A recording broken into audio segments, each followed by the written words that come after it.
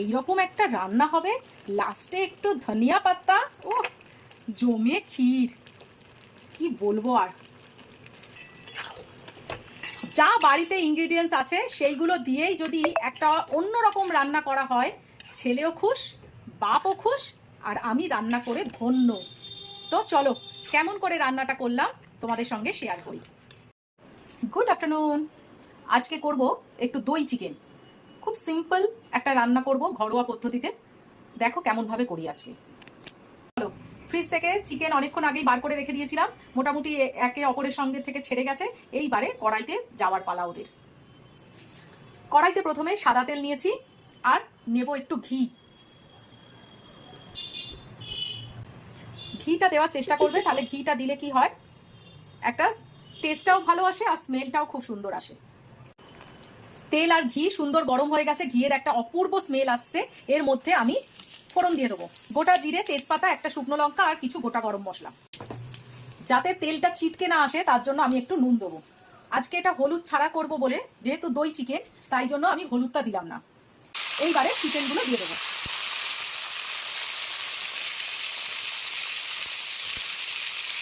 লো ফ্লেমে আস্তে আস্তে চিকেনগুলোকে ভাজবো আমি।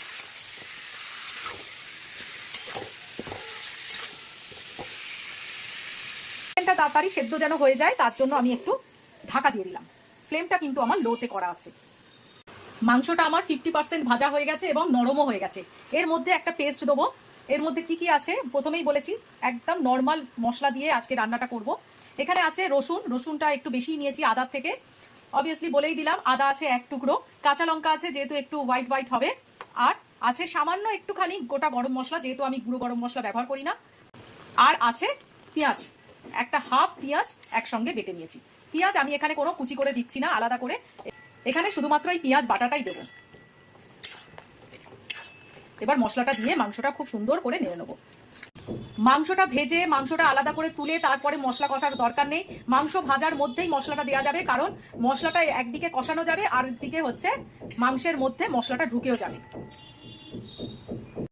মশলাটা কষছি আর এর মধ্যেই দেখছি চিকেন থেকে ভালো মতো জল ছেড়ে দিয়েছে। এর মধ্যে আর একটা পেস্ট দিয়ে দেবো, যেহেতু দই চিকেন আমাকে দইটা দিতেই হবে।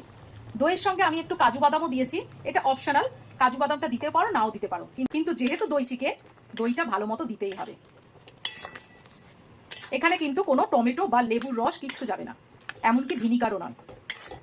এবার আরো সুন্দর করে কষিয়ে নেবো এটা। দই দিয়েছি যেহেতু, দইয়ের সঙ্গে ব্যালেন্স হিসাবে চিনি একটু দিতেই হবে।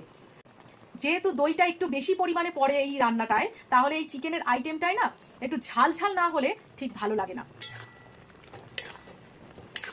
যারা ঝাল খাও না তাদের আর কিছু করার নেই, কিন্তু যারা ঝাল খাও তারা আমার মতো অনেকগুলোই কাঁচা লঙ্কা দেবে।